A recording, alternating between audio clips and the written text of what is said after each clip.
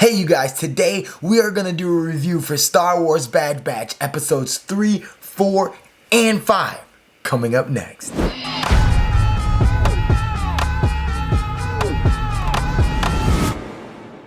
What's going on, y'all? It is Pastor Fury here, and I'm excited to talk to y'all again about the rest of the story of the Bad Batch thus far. We are on episode 5, so we're going to catch up because we haven't talked about 3 and 4 yet. If you missed the season premiere and discussion on episode 1 and 2, that will be here at this link. It was a great conversation I had with my friend from across the pond over there in London, Guardian, and it was a great chat. He's a huge Star Wars fan, so I can't wait to have more discussions with folks like you. If you're one who wants to get on the show, click the link in the description and you too can not only join part of Freedom Nation, but get on the show and we can be chatting about the different things that you really absolutely love in the nerd world. So today we're going to be going on into episode 3, 4, and 5. So let's get started with episode 3. This actually I thought was a pretty interesting one. The storyline seemed to slow down a little bit, but I'll tell you, okay, caveat. I loved Clone Wars. I really did. As a whole, I thought it was valuable. It added a lot to my understanding of the whole Star Wars canon. However, one thing I had against Clone Wars, there seemed like there were a lot of filler episodes that just didn't add to the story.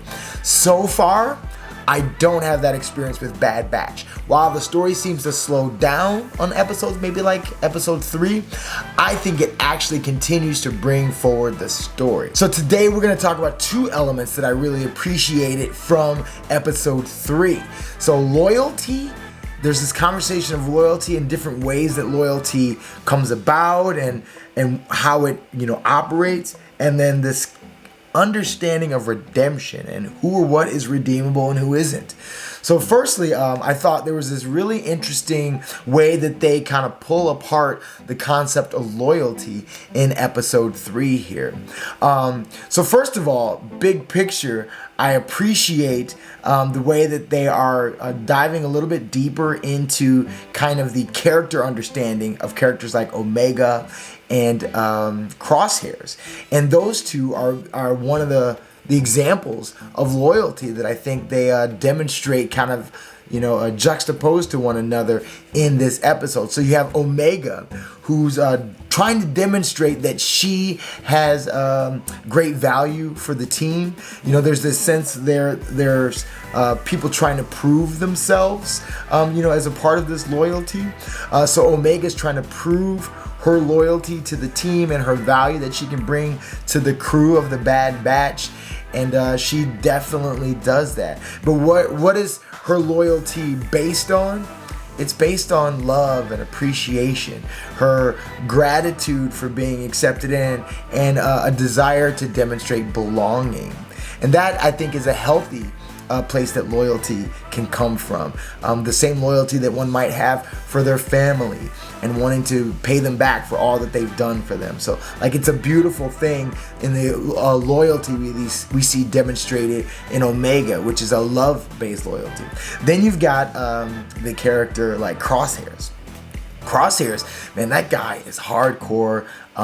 He's got amazing skills, right? Competency level is way off the charts.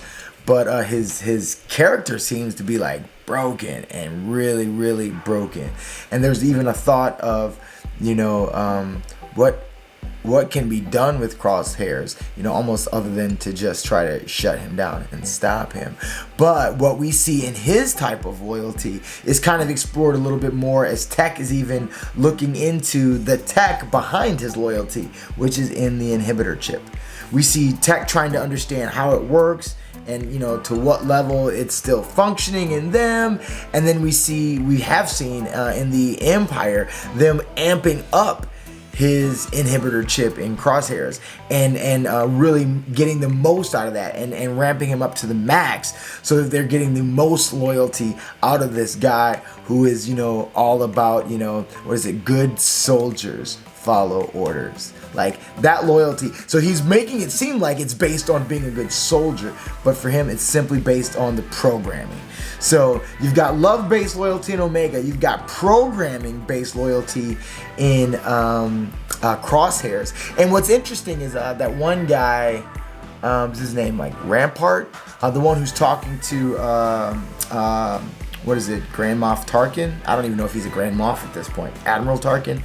So they're talking about, you know, what's the best place to get troops from and the type of loyalty that could, you know, be created. And he says something that's kind of an interesting allusion. He says, you know, something like, you can get loyal soldiers from anywhere. You know, or there's many ways to get loyal soldiers. And what we know is, while we don't see them right now, later on in the Empire, you're going to see another type of soldier. You're going to see those stormtroopers that are the ones who, while they may not have, you know, inhibitor chips or be clones, they actually have a different type of programming-based loyalty that comes from, you know, being snatched up maybe as younger ages, and, you know, cult-like propaganda and that sort of programming that's, you know, poured into them about, you know, the value of the Empire and the glory of the Empire and all those sorts of things, you know. And you even actually see shades of where that type of loyalty breaks down when you get to the sense of the elite troops, which are, I think, a third layer of loyalty here. And their loyalty, there's two types of loyalty that you see actually in that elite troop. You see one that's more the programming and the, I believe, the propaganda, which is like the main guy who's kind of like the challenger to Crosshairs, saying like, oh, you're not going to be Commander long. He kind of had more of that programming based loyalty, but from like, you know, I believe in the Empire. Like, they've done more for me than, you know, the Republic ever did. But then when they get to the place where they're having to go after Saw's troops and Crosshairs starts executing, and dude's like, whoa, no, not happening. Like, he has some character there, and it's like, wow, I didn't expect that. But we then see that, you know, that cultish kind of programming loyalty kind of break down there, because he's like, yo, I'm out. But the other three, they're like, they're at a crossroads, and they now have fear-based loyalty that's instilled, because they go forward and do what they need to do there. They go ahead and execute those troops, we understand, and they are now in a fear-based loyalty that's going on there in the Empire. So it's an interesting conversation of loyalty going on here in episode 3.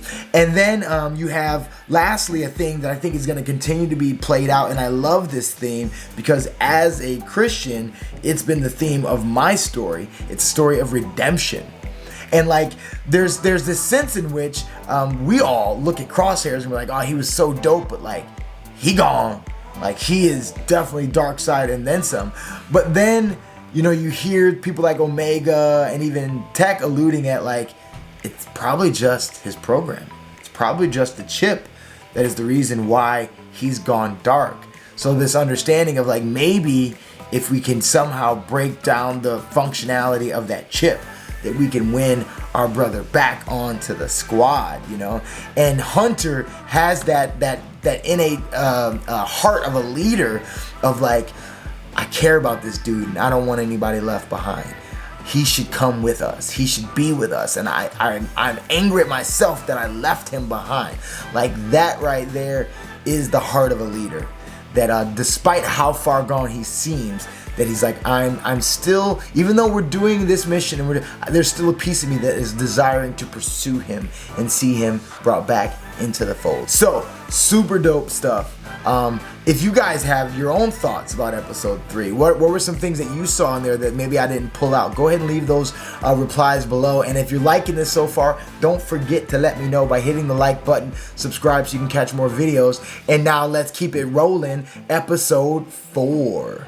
Well, episode 4, you guys, was a fast, flying, fun episode. Now, personally, I didn't think there was a ton of like deep things that were happening and like, you know, these amazing large level themes that were continuing to be carried out. But we had some really cool like things that I think connected a lot of the Star Wars universe, and some really fun visuals and a lot of great action. And for me, at the center of this, a highlight of it all was the character that they are revealing here, Fennec Shand. Like, we don't realize her like the confirmation of it being her until the end of the episode. But as soon as I saw her, I was like, oh my gosh, it sounds like her, it looks like her. They did a great job animating her. But y'all know her as Ming-Na Wen, right? Okay, maybe you don't know the name, but like, that's the same, person, who played Agent May in Agents of S.H.I.E.L.D. Okay, let's bring it home to Star Wars.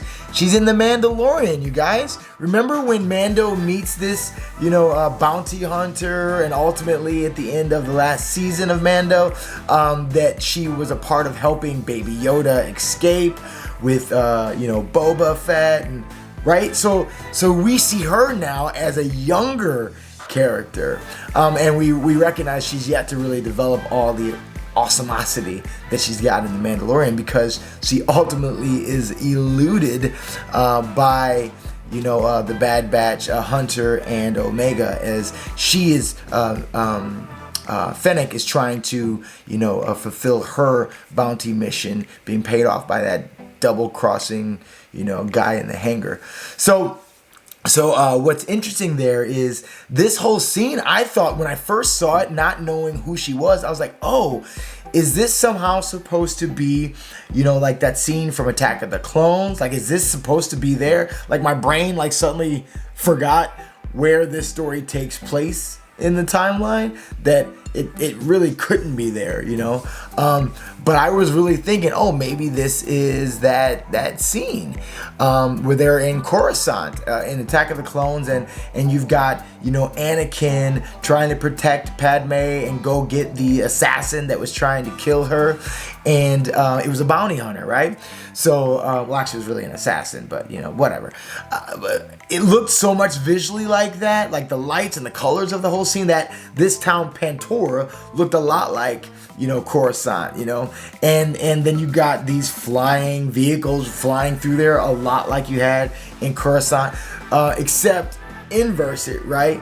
Anakin, Obi-Wan chasing the assassin in Attack of the Clones. In episode 4 here, you've got Hunter and Omega trying to escape from Fennec Shand, the bounty hunter. So I thought that was an interesting twist. And there's a lot of, I'm seeing connections with the things I think Dave Filoni was working on and learning in Mandalorian that are now coming into his work with the Bad Batch as he continues on with the Clone Wars characters. So I'm loving all the tie-ins to the different elements of the Star Wars universe here. And I think that for me was the biggest takeaways from episode 4. Episode 5 was a doozy with some really cool things happening, continuing to draw in those different characters throughout the story, the large meta macro story of Star Wars. So let's go ahead and get to episode 5.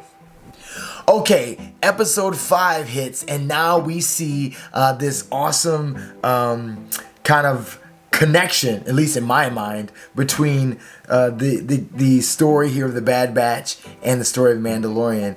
They're continuing to draw these parallels.